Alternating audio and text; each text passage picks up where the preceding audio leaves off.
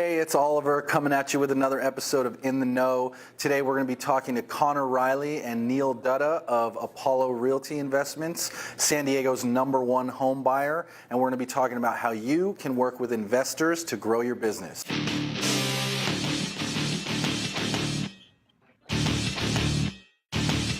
Very excited to be sitting here today with Neil Dutta and Conor Riley of Apollo Realty Investments. These guys are doing over 10 deals a month right now. They've done 1,000 homes over the last, 10 years or so in terms of fix and flips, value add opportunities. And today we're going to be jumping in and talking to them about how you can grow your business by working with real estate investors.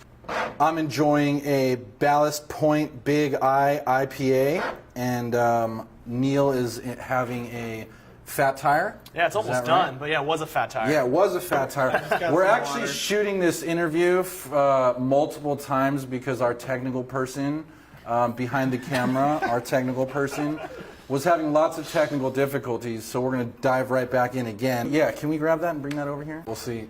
Well, thank you very much. See how that goes. Here's to getting it right this time. Cheers, cheers, cheers. A key part of any real estate professional's team is having a good investor, right? Someone that they can call when they come across a property that either needs work or has a problem situation or something that is not going to be good for a retail buyer, right? So why don't we start by talking about the benefits of working with an investor? Well, I think the first thing we should define is, what does distress really mean, right? And for us, we look at, two types of distress. There's situational distress where, a family member, God forbid, maybe there's a divorce or a death in the family or something where they need to sell quickly, right? The other side is property-specific distress. So maybe it's mold, maybe it's a foundation problem, potentially code enforcement, and those are the two types of distress we focus on. So when agents come across, properties like that, it's always great to know that you've got an investor who you trust, is reputable, and will close on those types of deals. Another benefit is the commission potential. We've had deals where the listing agent will come to us and say, hey, I have this distressed property. What can you pay for it? It works out for us. It works out for the seller, the offer that we give them.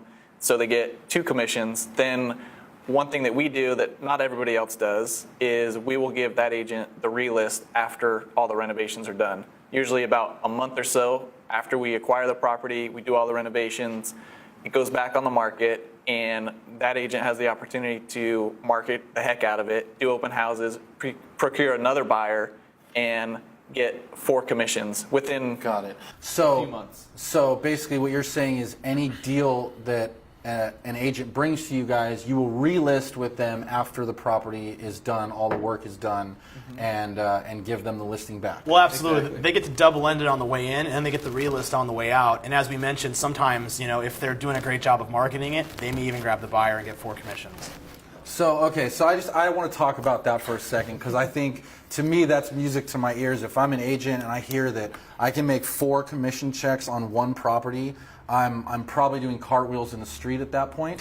So tell me a little bit more about how that happened, because you guys just paid out a quadruple commission, right? Yeah. Tell me about how that went down. Yeah, I mean, it's an amazing story, right? So an agent called us with an off-market property, and they said, hey, what price can you pay? We went and looked at it, ran our numbers, and gave them a real price, right? Had a couple other investors that came in, and they were a lot higher than us. They went into escrow, fell out of escrow once, fell out of escrow twice. About a couple weeks later, we get a phone call and says, hey, listen, the seller's been getting beaten up by all these investors that are coming in with fake numbers. Are you guys for real? Absolutely. Went into escrow, closed it in a week, renovated it, gave them the relist, and the agent, after doing a series of open houses, was able to find a client who paid list price for the property. They got 4 sides of the deal, and they were just blown away. I mean, it was smooth as can be. It's amazing. So just to run that back, so they found a listing, brought it to you guys, you purchased it, renovated it, did all the work. They gave them back a listing that's now a turnkey, beautiful, perfect property. They marketed that and got the end buyer who purchased that, and therefore they made all 4 commission checks. Yeah. Easy. It's amazing. It's amazing. Easy money. So, yeah, shit, I'll drink to that. Cheers. Cheers to that. So benefits-wise, I mean, it's pretty extraordinary to have an investing team like this. on your dial for when you come across those situations? Because number one, they're going to close. The number two, they're always paying cash and they close fast. Number three, they'll take on any problems. They're not scared of anything out there, cracked slabs, mold, all the crazy stuff. Crazy tenants. That most people won't touch. Hoarders, all that stuff. Then you get the property back, so now you've got an opportunity to do open houses on one of the best properties in the neighborhood, most likely. And then also the opportunity to make multiple commission checks on one deal. Yeah, I think that's just a part of it, and I think a lot of agents out there know we are in a supply-constrained market. We do not have enough inventory, and so when you have buyers and you've got an investor like us, you're getting first dibs on all of our off-market properties before they hit the market. And I can't tell you how many agents, we have a private Facebook group where agents can come in and join, and we post all of our stuff every week. And if you've got a buyer looking for something in an area and we have something coming up, you don't have to go on the MLS and compete. You can just do a deal directly with us, and we're happy to work with agents before it even goes on the market. Absolutely, and we're more than happy to work with our agents that work with us, to get their buyers in before something hits the market. So it's a win-win relationship. So I think that's another piece that's overlooked is we've got a lot of inventory in what is right now a supply-constrained market. Another piece is open houses. Agents that have teams and they want to bring in more buyer leads, open houses are one of the best ways to bring in more leads. And we have new, beautiful listings that hit the market every week. I mean, they're staged, fully remodeled. We bring in tons of traffic. And so agents that are working our open houses, they're getting leads, they're getting listings, they're really leveraging everything we have. So we're not just a buyer, we're really a full-blown resource for these agents to really help grow their business. The cool thing about Apollo, we've been around for 3 years, but I've been in this business for 8 years. And, we have a full team. We've got 8 employees. We're doing, hundreds of deals. We've got a real business. And, we help a lot of our agents with business development, with marketing, with strategy. And so we do so much more for our agents than a lot of other investors out there do. And we really, not just trying to be a partner, but to help them grow their business at the same time. I like that. Lots of value add opportunities. Absolutely. On both sides, which is great. So tell me a little bit about your guys' investing model and what you guys do and how someone would plug into that when they come across a deal. So specifically, we want to look at everything here in San Diego County. We don't really venture out to Riverside, Orange County. Our operations are here because we know the market here. Single family and multifamily stuff, especially multifamily stuff. If you have anything, send it our way. But we will look at any type of property, like you guys were saying, distressed properties, whether it's something physical or there's a situational issue going on with a family member. We will take a look at everything. It might not work out as an investor, but I'll at least give you a number what an investor is going to pay. So typically an agent will email me or call me, give me the address, and within a couple hours, I have a number that is very accurate from a desk point standpoint. And we have 2 project managers that within a couple hours, I can have them at a property. I can give you my rehab numbers and give you a non-contingent offer within hours, something that most investors can't do. Very cool. And so how does that work exactly? So I'm out there and I'm knocking doors and I come across a property that I think could be a potential fit. I send it to you, and then what happens? So I'll get on the computer, I'll look at all the comps, I'll run my analysis, with the hundreds of properties we've done, thousands actually, and I used to work construction, so I know the rehab numbers pretty accurately, whether it's a 1,500 square foot house or a 2,200 square foot house. I know the numbers really well, depending on if there's a cracked slab or the roof needs to be replaced.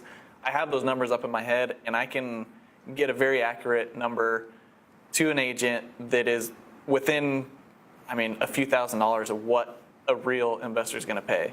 So I can if they need me to get out and give them a non-contingent offer, I can call my project manager. I have one in that kind of roams around South County more, and one that's up in North County within an hour. Within an hour. Very cool. Yeah. I can have somebody at the property running numbers, and he'll tell me the number. I can adjust my analysis if I need to, and you'll have a non-contingent offer that we can close on in 7 days. Yeah, I think that's a big advantage is, we're not sitting in our boxers in a bedroom, right? We have an office, we have a team, we are a real business, and, we can execute a lot faster than a lot of other people out there.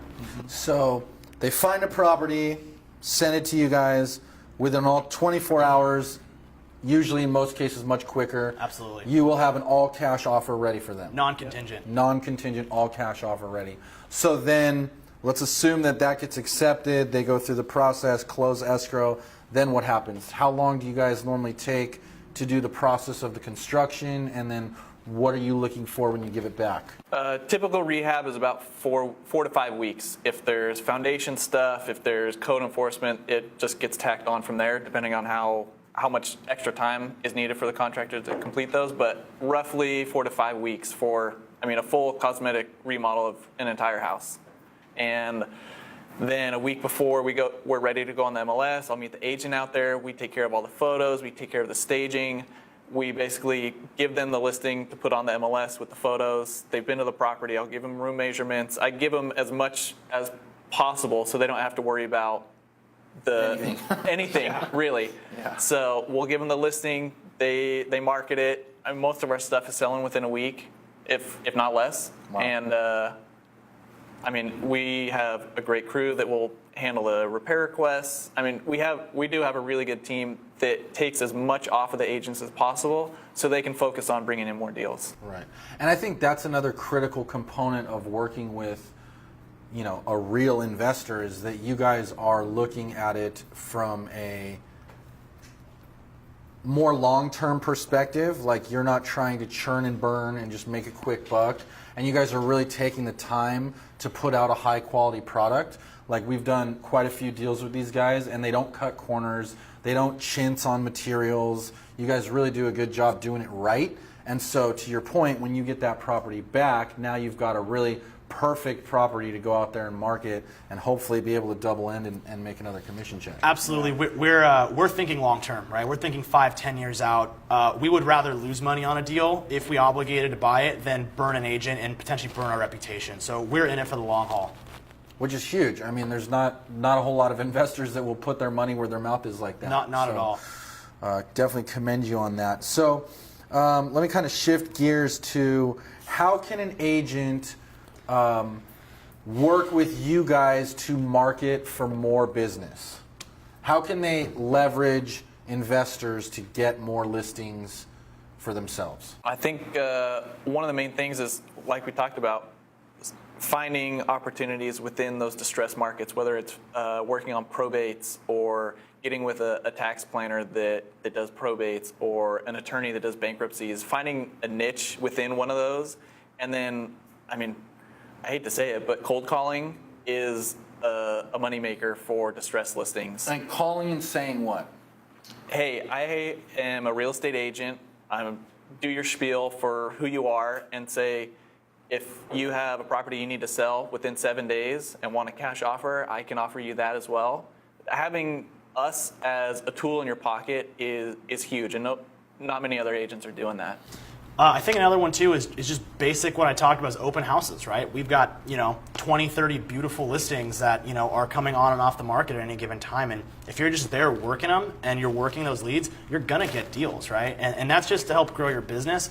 On the distress side, I'll echo what Connor said. It's find a niche, focus on that niche, and then work with us as a strategic partner to help you close those leads. Yeah, I love what you just said right there about open houses, because that's kind of an avenue I didn't even think about till just now. Is it's not just about the one deal that you bring and work with them, right? You guys are working on 20, 30 other properties at a time normally, so anything that's coming on soon, you give them marketing rights to where they can go out and sit open houses and do stuff like that? Yeah. A lot of times, let's just say we buy a distressed home in Claremont, for example, and the agent that brought it to us obviously is getting the relist. A few weeks before we go to market, they might do circle prospecting, where they might call that whole neighborhood, maybe 100 homes around, and say, hey, listen, my name's so-and-so, I'm a real estate agent, and we just helped a client who was in some distress sell a property on this street, and I'd love to offer my services to you. And we have an investor that would buy your home in 7 days, all cash, if it has any sort of distress. And so, typically, if you've got one home in an area that's got some distress, there's probably some other ones nearby. Right. And so, circle prospecting around deals we already have, agents that are taking advantage of those listings that they've already brought us, we've seen a lot of success there. A lot of growth, yeah. Yeah, I like that idea. I like calling around, because why not? Because the other cool part of that is that all the neighbors, they're nosy, right? They're seeing this house, they're seeing it being transformed, and so if you can call them and say, hey, you know that house that you've been watching get completely made over the last 4 weeks? Well, that was us and our team that did that, and if you'd like us to do something similar for you, we can talk about that. The other thing that I think is super powerful for working with investors is leveraging the fact that they can close quick and that they're all cash. So to give you a scenario, let's say you're going to a listing appointment where you may or may not be competing against other agents, but if you can go to the seller and say, look, Mr. Seller, I'm going to give you 2 options. Number 1, we can list at X price and we can try to get a retail offer, or I can have you an all cash offer within 24 hours on this property. And think about it. Are any other agents saying that to their clients? Probably not. Probably not. So if you go in there, A, looking confident, knowing your stuff, knowing the market, knowing the stats, and you can say, look, I can guarantee you an all-cash offer within 24 hours, that's going to give you a leg up on all your competition. And it's just building trust between the seller and the agent, which most of the time you're going in blind. You've never met this person, and if you can establish some sort of trust, like you had a distressed listing and this neighbor trusted me to get this done, I can do the same for you. Yep. That immediately builds some rapport. Borrow the credibility. Exactly. So I'm gonna throw out the number one complaint that I hear about working with investors, and I want to see what your guys' thoughts are on it. So the number one thing that I hear is they're all low ballers. They're all low ball offers. So how do you speak to that? 1, and 2, how would you recommend agents approaching their sellers with an investor offer? Most of the low ball offers haven't been to the property.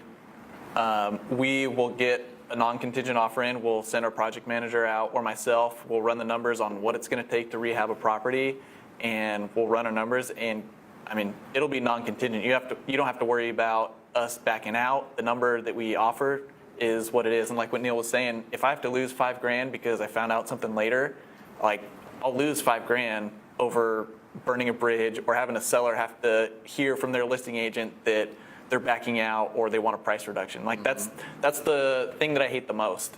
We're good on our word, and weeding out investors that are low ballers it's easy, and the ones that come in really high. It's easy to say, oh yeah, I'll pay $500,000 for a house when investors have to pay $450,000 to get it. They'll do anything just to lock it up because there's so little inventory right now, and so many. There are a lot of investors out there, but there's only a few within San Diego County that are closing on all these deals. So I think understanding the offers, not like the actual paper contracts that are coming through, what all the details within the offers are, and having a good proof of funds to leverage that offer to send to the seller. I mean, it's going to put agents at ease when working with investors. And how would you recommend they present those offers to the seller? They're working with an investor that has a reputation like us. I mean, it's pretty easy to see our track record of the hundreds of homes that we've closed on. Right. That should provide some sort of value to the seller. Like, so leverage your credibility. Yeah, our own credibility, yeah. Absolutely. I think leveraging our credibility, but also, when we go in there and we submit an offer, the agent feels confident knowing that, hey, I know this offer actually saw the home. This offer is going to get their deposit in within a day, and they're even willing to release you their deposit. They'll sign an addendum with no price reductions. They're non-contingent. And so when they present our offer, everything we have is catered towards the seller and our confidence in our ability to close on that deal. A lot of times when we're going up against a property on the MLS and there's 20 offers, we tell the agent, listen, it's going to sell to an investor, and this is around the price range it's going to sell for. Now, even though you have offers up here, they're not going to close. They're going to retrade the price, and it's going to go down, down, down to about the range where we're usually at, which is the realistic number for that type of property. Answering your question, how do you address the complaint of lowball offers? Well, I agree with Connor. They didn't see the house. They're probably a wholesaler. They're running their margins way too high. I think we're one of the most competitive companies in San Diego as far as our margin and what we're willing to make on a deal. obviously we're in the business to make a profit, and I think agents understand that. Right. But we also want to be a win-win, and so we tighten up when we can, and when we can't, that's just where our numbers need to be if it's a big project. Right. But I think we price our numbers aggressively, more so than a lot of other investors out there. And we actually have seen the property, and we come forward with our best foot forward. And I think to just piggyback on top of that is I think most low ballers or perceived low ballers are usually involved in situations where investors aren't really needed, right? It's just an investor that wants to come in and do a lipstick job, some paint and carpet, and make a quick buck and move absolutely. on, right? But when a seller has a legitimate problem, like, hey, I have mold in my house, or I need to move tomorrow for a job transfer that I got, or I had a death in the family and things like that, then all of a sudden it makes a lot more sense, and it's a lot easier to present that offer because it's baked into the equation. Yeah, or if we get a call from an agent that says, hey, I've got a client who just called me, their home's going to auction on Monday, and it's Wednesday, right? Yeah. And they've got one shot to close that deal. And they know they can only pick one person that's going to close it, and we go through there and get it closed on a Friday, right? I mean, that's the kind of trust the agents have with us. Right. And that's the happened. credibility you built over the last 7 or 8 years. So Yeah, that just happened at a property just south of STSU that we picked up. We got a call, and two other investors had been at the property. Within 45 minutes, me and my project manager were at the property with the agent and the seller, and the following week they had a foreclosure date, and we closed it prior to. We were able to match or better all the terms from the two other offers and come in higher. And I mean, And we let the owner stay for a month while they pack up and find a new place to live. So we helped with the relocation as well. that's great. So I'm not sure what more you could ask for. Yeah, I mean that, and ultimately that's another big part of it is one of the reasons that we choose to partner with Apollo is because they are in it to create win-wins for everybody. Like, you guys aren't out there to charge the beach and get as much as you can and get out. Like, you guys are really in it for the bigger picture, and I think it shows when you guys do stuff like that by letting people stay in properties longer than they legally probably should or could be, and giving credits where you need to, and kind of really taking care of people on the human side of the transaction. Absolutely. With these distressed properties, there's always a problem, and we are good at solving problems. That's what we do, and we just happen to deal with houses and know how to work with sellers on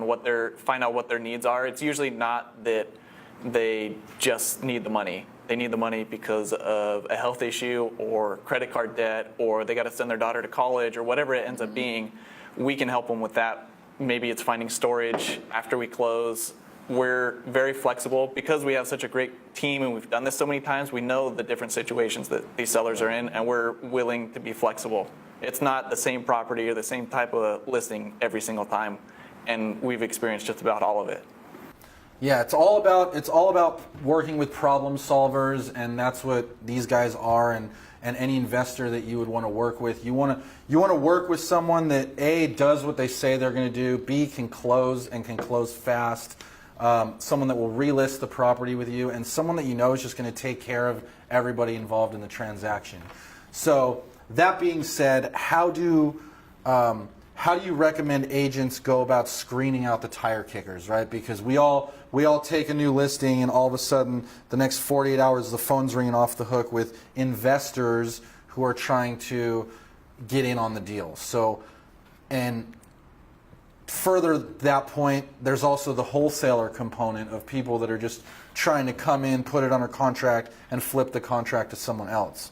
So how do agents kind of find the people who are the real deal versus the tire kicker? If you want to find the real deal, just send it to us every time. I think that's the easiest for everybody. I think in San Diego, that's 100% no-brainer. I highly recommend working with these guys. Let's say they work somewhere where you don't cover. Okay, so just look at the contract that's being submitted. Somebody that's just kicking the tires and wants to assign it to somebody else, or isn't really going to follow through on the deal, they're hardly putting any earnest money down. They will have their entity name and or a sign so they can sell that contract to somebody else if they want.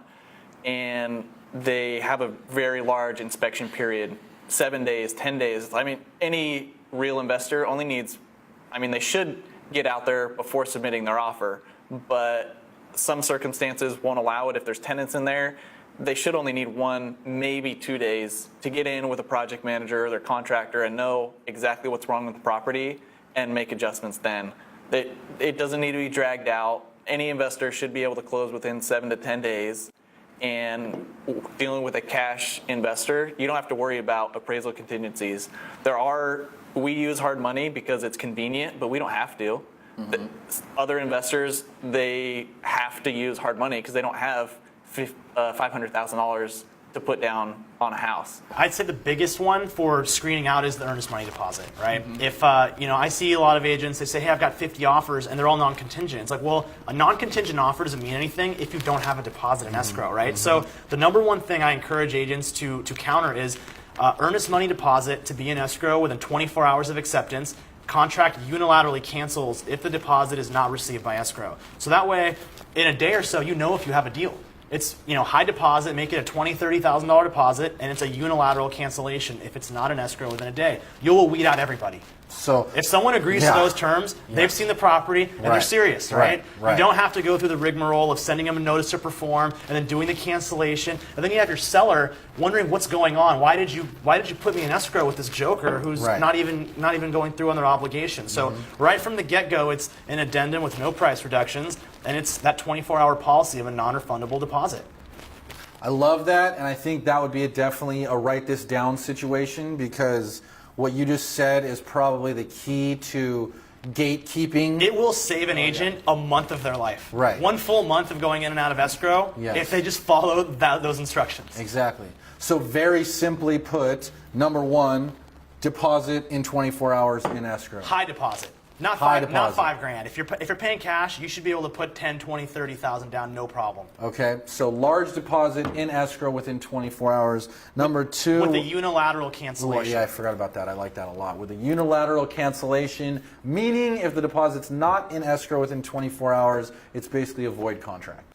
And I would even go as far as saying that the seller has the option of not putting it as pending on the MLS, if it is on the MLS, so they can continue marketing it until that deposit hits escrow. That's good. I like that. I like that. Those are some good tips. So, I really like that one. Hold on, let me see. I think the other one you wanted to touch on is proof of funds, right? Yes. Is differentiating between investors that are strictly using hard money versus actually paying with cash. And so Connor kind of mentioned one of the cool things about working with a well-capitalized company like ourselves is we can close cash if need be, but we use hard money because it's convenient. So many investors out there, they can make a fake proof of funds in 5 seconds with a PDF editor. And so, the agent, they might look at it and take it at face value. You really need to call and verify it, because most of these investors, they're at the mercy of their lender. And if their lender decides they don't want to close on that deal in the 11th hour, guess whose client is going to suffer? It's going to be yours, right? And so I'm a big proponent of calling the bank and actually verifying your proof of funds. I love that. And that's ultimately how you're going to make sure you're not wasting your time or your client's time, is you're getting people in there that can perform, which is ultimately the name of the game. So what we've talked on kind of all the benefits of working with an investor partner. What are you guys looking for in a realtor? Like how can a realtor, provide value for you guys? Or what would you say is an all-star partner for you guys? Somebody that just lets us do our thing and let them do their thing. Realtors are good at marketing and finding these properties. Do everything you can to find them, and we will take care of closing on time. We will take care of escrow, title. We will take care of renovating the property, staging it, photos, room dimensions when we go to relist it. Like, we try to take care of everything possible for an agent so they can do what they're good at and we can do what we're good at. Agents that, it kind of boggles my mind how agents don't understand numbers sometimes, but just understanding what's going on in the market with what's going on in that neighborhood, just doing a little research before going on the market is going to help everybody when they're advertising at the open house. Like, hey, this house is priced competitively. We're not out there to sit on the house for 2 months, 3 months. Right. We want to sell it within the first week. get the agent paid within a month, if not sooner. So I think it's just having an agent that trusts us to get the job done. That's what we're good at. We're good at solving problems, getting the job done, and we want to help them as much as possible develop their business so they can find more of these properties and it become a win-win situation for everyone. Yeah, I'll piggyback on that. And, ideal agents for us, obviously they're agents that work in the distressed realm, right? Maybe they specialize in working with divorced couples or they specialize in probate. They have a niche in an area where there's likely to be some sort of distress. Those are great agents for us. On the other side, agents who are marketing, right? I mean, you run Big Block. I mean, agents that are growing are spending money in their marketing. They're sending mail. They're running ads online.